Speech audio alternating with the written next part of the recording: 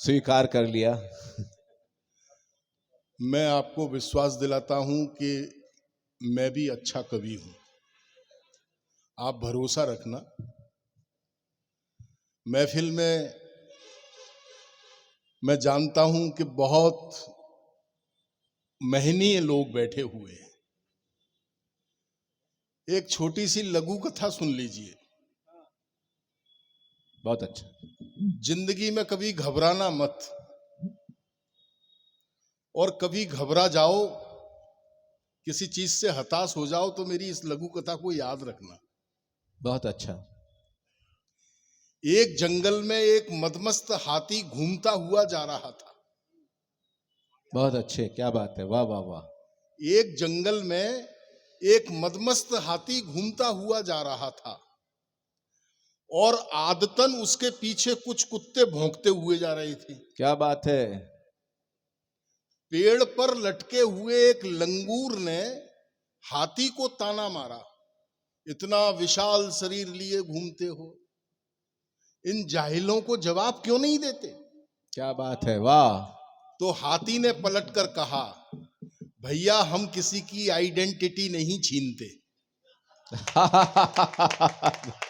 बहुत अच्छे, वाह वाह वाह वाह वाह। बारीक बात है, व्यंग तो अच्छा है। अब आ रही है जो कहने जा रहा हूं, और जो कहा है वो अगर आपकी जिंदगी बदल दे तो फिर मुझे एक बार इजाजत दे देना, मैं फिर अपनी औकात पे आऊंगा।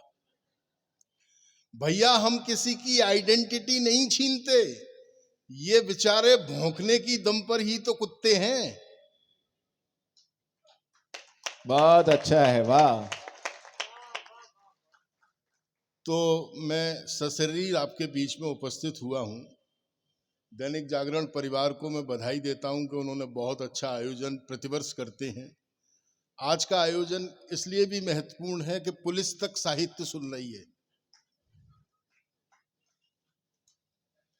इसमें हंसने की कोई बात नहीं है। जो पुलिस लोगों की बात तक नहीं सुनती वो आज साहित्य समझ रही है। बहुत अच्छे। और साहित्य सुनने के बाद उनके चेहरे पर तसल्ली का वही भाव है जो एक मरे मराए डाकू में गोली मारने के बाद आता है। बहुत अच्छे। आनंद से रहिएगा। आप सुन रहे हैं, दूरी इतनी ही बनाए रखिएगा। मैं चंबल के इलाके से आया हूं, और चंबल का कोई व्यक्ति आए तो पुलिस होना जरूरी भी है, लेकिन फिर भी मैं आपसे चंबल का होने के नाते ये कहूंगा कि वो 2 दिन के राजा तुम क्या ले गए, बस कुर्सी की थोड़ी हवा ले गए। सारी बारात ही थानेदारों की थी, फिर भी दुल्हन को डाकू उठा ले गए। बहुत अच्छे। तो ये मोहब्बत है। मैं व्यंग का विद्यार्थी हूं।